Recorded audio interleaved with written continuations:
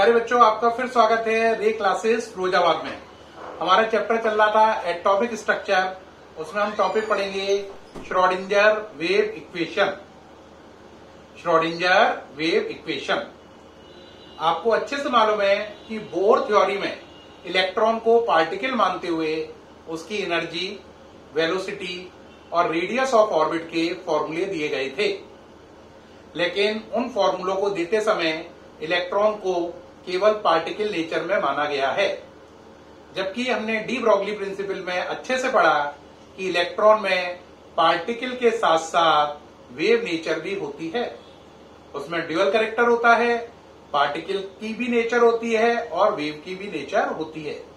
अगर उसमें दोनों नेचर हैं तो वो फॉर्मूले जो बोर थ्योरी में निकाले थे, एनर्जी का, वेलोसिटी का और रेडियस ऑफ ऑर्बिट का, वो तीनों फॉर्मूले आपके बेकार हो गए, खराब हो गए, सड़ गए।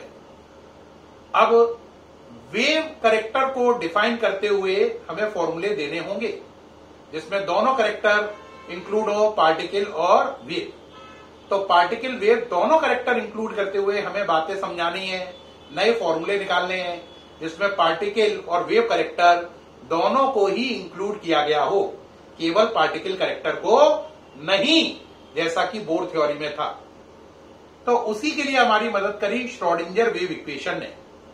श्रोडिंगर वेव इक्वेशन क्या है ये समझ लीजिए, फिर आगे बात करते हैं। ये इक्वेशन दी श्रोडिंगर ने, ये उस श्रोडिंगर वेव इक्वेशन की डिटेल फॉर्म है और ये उसकी शॉर्ट फॉर्म है। श्रोडिंगर वेव इक्वेशन को कई बुक ऐसा लिखती हैं, इसे बोलते हैं डिटेल फॉर्म। डिटेल फॉर्म का मतलब विस्तृत रूप, और ये इसका शॉर्ट फॉर्म है, यानी कि संक्षिप्त रूप। देख पा रहे हैं? अब इसे पढ़ें कैसे? इसको पढ़ते हैं डेल। क्या पढ़ते हैं? डेल। ये एक ऑपरेटर है, इसको बोलते हैं डेल। अब यहां पर शाई, ये लिखते हैं इसे पीएसआई, पढ़ते हैं खाली एसआई। लिखते पीएसआई है, पढ़ते खाली एसआई है। तो ये है शाई। अब पढ़िए सब लोग मेरे साथ, स्टार्ट करें पढ़ना। यस, पढ़िए। Del square psi over del x square plus del square psi over del y square plus del square psi over del z square plus 8 pi square m E minus V psi upon h square equal to 0। एक बार दोबारा से पढ़ें बच्चों, पढ़ो। Del square psi over del x square plus del square psi over del y square plus del square psi over del z square plus 8 pi square m E minus V psi upon h square equal to 0। ये इसका detail form है। इस detail form में हमारे मन में question होगा, sir ये बताइए ई क्या है? ई टोटल एनर्जी है बेटा। क्या है? Total energy. आपको अच्छे से मालूम है, टोटल एनर्जी काइनेटिक और पोटेंशियल एनर्जी का सम होती है। पोटेंशियल एनर्जी को हिंदी में स्थितिज ऊर्जा और काइनेटिक एनर्जी को हिंदी में गतिज ऊर्जा भी कहते हैं। तो ये V क्या है? ये है पोटेंशियल एनर्जी। कौन सी एनर्जी? Potential energy. अब यहां पे बात रही, शाई का नाम क्या है? शाई का नाम है बेटा वेव फंक्शन। इसे बोलते तो शाई है, पीएसआई। इसका मतलब क्या है? वेव फंक्शन को डिनोट कर रहा है। किसको? वेव फंक्शन को। FUNCTION, वेव फंक्शन को। M क्या है? Mass of particle. H क्या है? एक कांस्टेंट है जिसका नाम है प्लैंक कांस्टेंट। प्लैंक कांस्टेंट की वैल्यू कितनी होती है?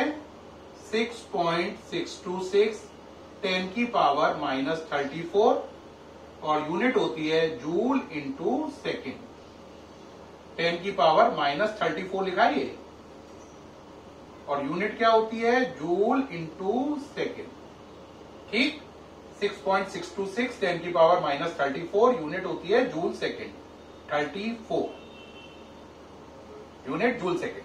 अब ये इसका डिटेल फॉर्म है। एक बार फिर पढ़िए, पढ़ो बच्चों, या हम सुना एक बार। Del square psi over del x square plus del square psi over del y square plus del square psi over del z square plus 8 pi square m E minus V psi upon h square equal to 0। ये थी इसकी detail या विस्तृत form. सब चीजों के मतलब बता दिए मैंने। ई एनर्जी है, वी पोटेंशियल एनर्जी है, शाई वेव फंक्शन है, एम मास है, एच प्लैंक कांस्टेंट है और ये उसकी वैल्यू है, ये उसकी यूनिट है। अब बात रही इसका शॉर्ट फॉर्म है ये, इसे पढ़ते हैं हैमिल्टोनियन ऑपरेटर। क्या पढ़ते हैं? Hamiltonian operator. स्पेलिंग देखें,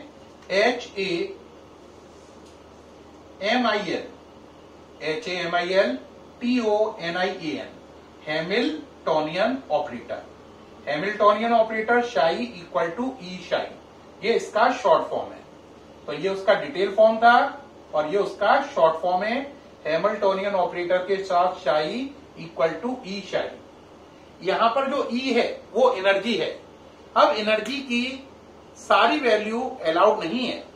ये सेकंड ऑर्डर डिफरेंशियल इक्वेशन है, इसके कई सॉल्यूशन बनेंगे।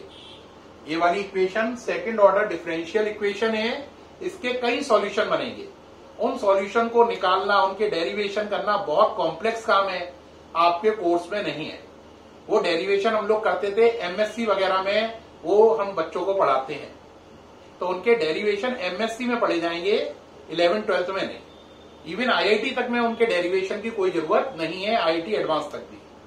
तो इनके डेरिवेशन अगर हम करेंगे तो आप इलेक्ट्रॉन की एनर्जी, इलेक्ट्रॉन की वेलोसिटी और रेडियस ऑफ ऑर्बिट के फॉर्मूले निकाल पाएंगे, जो कि वेव करेक्टर को कवर अप कर रहे हैं।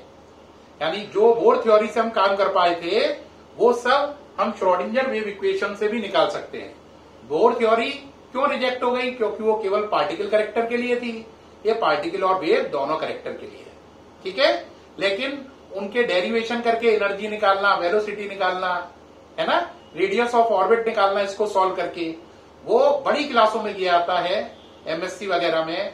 आपके कोर्स में नहीं है उनकी डेरिवेशन। यहां पर हमारा खाली कोर्स में था इंट्रोडक्शन ऑफ श्रोडिंगर इक्वेशन, वो मैंने किया। अब यहाँ पे कुछ बातें लेकिन जानने की हैं, जो काम की हैं, आपको समझनी चाहिए। वो बातें ये हैं, पहला क्वेश्चन आता है शाई क्या है ना, और शाई स्क्वायर, क्या बात कर रहे हैं, शाई क्या है और शाई स्क्वायर क्या है। बेटा जो शाई है इसे बोलते हैं वेव फंक्शन, और शाई के स्क्वायर को बोलते हैं प्रोबेबिलिटी डेंसिटी।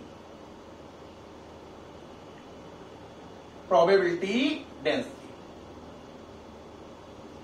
जो शाई है वेव फंक्शन है, उसका कोई सिग्निफिकेंस नहीं है।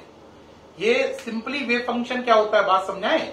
इलेक्ट्रॉन जो वेव बनाएगा, इलेक्ट्रॉन में कौन सा करेक्टर है, पार्टिकल का भी वेव का भी। इलेक्ट्रॉन जो वेव बनाएगा उसका वेव फंक्शन यानी कि एम्पलीट्यूड ही शाई है। इलेक्ट्रॉन द्वारा बनाई गई वेव का वेव फंक्शन का मतलब उसका एम्पलीट्यूड। शाई का कोई सिग्निफिकेंस नहीं है, शाई का कोई सिग्निफिकेंस नहीं है। लेकिन शाई स्क्वायर प्रोबेबिलिटी डेंसिटी है, या यूं कह लो शाई स्क्वायर ऑर्बिटल को रिप्रेजेंट करता है। शाई स्क्वायर क्या रिप्रेजेंट करता है, ऑर्बिटल को। देखो बेटा ऑर्बिटल क्या होता है, ऑर्बिटल वो 3 डायमेंशनल स्पेस है अराउंड द न्यूक्लियस, जहां इलेक्ट्रॉन मिलने की संभावना सबसे ज्यादा होती है। Orbital is 3 dimensional space around the nucleus where the possibility of finding the electron is maximum. Hindi में कहो, ऑर्बिटल किसी न्यूक्लियस के चारों ओर वह क्षेत्र है जहां इलेक्ट्रॉन मिलने की संभावना सबसे ज्यादा होती है। कितनी होती है? Answer 90 to 95%। कितनी होती है? 90 to 95%। अब एक बच्चे का क्वेश्चन होगा कि सर शाई का क्या सिग्निफिकेंस है। कंपटीशन में क्वेश्चन आता है what is the significance of शाई। शाई का क्या सिग्निफिकेंस है। सिग्निफिकेंस की हिंदी होती है महत्व, और एक और वर्ड है इसके लिए इंपॉर्टेंस। तो बेटा याद रखना शाई का कोई इंपॉर्टेंस नहीं है, लेकिन शाई स्क्वायर प्रोबेबिलिटी डेंसिटी है और उसका इंपॉर्टेंस या सिग्निफिकेंस है वो ऑर्बिटल को रिप्रेजेंट करता है, यानी वो ऑर्बिटल को बताता है। ऑर्बिटल क्या है? न्यूक्लियस के चारों ओर वह क्षेत्र जहां इलेक्ट्रॉन मिलने की संभावना 90 से 95% होती है। यहां पे एक बात समझने वाली है, बोर थ्योरी और श्रोडिंगर इक्वेशन में शाई स्क्वायर में क्या अंतर है। बोर थ्योरी एग्जैक्ट बताती है कि इलेक्ट्रॉन हमारा कहां है, यहां पर ही है, इससे इधर उधर नहीं है। लेकिन श्रोडिंगर वेव इक्वेशन कहती है ऐसा नहीं है, इलेक्ट्रॉन यहां पर मिलने की संभावना है, 90 to 95% उम्मीद है इलेक्ट्रॉन यहां पे हो सकता है, लेकिन यह भी उम्मीद है 5 से 10% कि इलेक्ट्रॉन यहां पर नहीं भी हो सकता है। यानी दोनों थ्योरी में क्या अंतर है, बोर थ्योरी कहेगी यहीं पर है इलेक्ट्रॉन, यहीं पर है, यहीं पर है, पक्का 100%। ये थ्योरी कहती है नई वाली श्रोडिंगर वाली नहीं, इलेक्ट्रॉन यहां पर मिल सकता है आपको, 90 to 95% हमें उम्मीद है कि ये काम आपका, यानी इलेक्ट्रॉन यहीं पर है, लेकिन 5 से 10% हम श्योर नहीं है कि इलेक्ट्रॉन कहीं और भी हो सकता है। ठीक है कि नहीं। तो इलेक्ट्रॉन मिलने की पॉसिबिलिटी है, 100% गारंटी नहीं है। तो क्वेश्चन है शाई का क्या सिग्निफिकेंस है, आंसर कुछ भी सिग्निफिकेंस नहीं है, ये सिंपली वेव फंक्शन है जो इलेक्ट्रॉन द्वारा बनाई गई वेव का एम्पलीट्यूड है। शाई स्क्वायर को प्रोबेबिलिटी डेंसिटी कहते हैं और शाई स्क्वायर जो है वो ऑर्बिटल को रिप्रेजेंट करता है। ऑर्बिटल की डेफिनेशन मैंने बता दी है। एक बात और ध्यान रखें, श्रोडिंगर वेव इक्वेशन से ही आगे चलकर क्वांटम नंबर निकले। क्या निकले, क्वांटम नंबर। अगर श्रोडिंगर वेव इक्वेशन को आप सॉल्व करते जाओ, क्या करते जाओ, सॉल्व करते जाओ, तो आपको क्वांटम नंबर निकल के आएंगे। इससे 3 क्वांटम नंबर निकल के आते हैं, एन, एल, एम। एस इससे डेराइव नहीं होता है। प्रिंसिपल, एजीमुथल और मैग्नेटिक क्वांटम नंबर इस इक्वेशन से डेराइव होते हैं, स्पिन क्वांटम नंबर इससे डेराइव नहीं होता है। तो जो quantum number Schrodinger wave equation से सॉल्व करते करते निकल आते हैं उन्हें बोलते हैं आपके क्लासिकल क्वांटम नंबर। क्या बोलते हैं, क्लासिकल क्वांटम नंबर। और जो उससे नहीं निकलता यानी कि स्पिन क्वांटम नंबर, उसे बोलते हैं नॉन क्लासिकल क्वांटम नंबर। यानी कि 4 क्वांटम नंबर में से 3 quantum number Schrodinger wave equation के डेरिवेशन को सॉल्व करते जाने पर निकल आते हैं, है ना। मैंने अभी बताया भी कि उनको सॉल्व करना हमारे पार्ट में नहीं है, खाली हमें बताना था, इन्फॉर्म करना था। 3 क्वांटम नंबर इससे डेराइव होंगे, चौथा स्पिन क्वांटम नंबर इससे डेराइव नहीं होगा।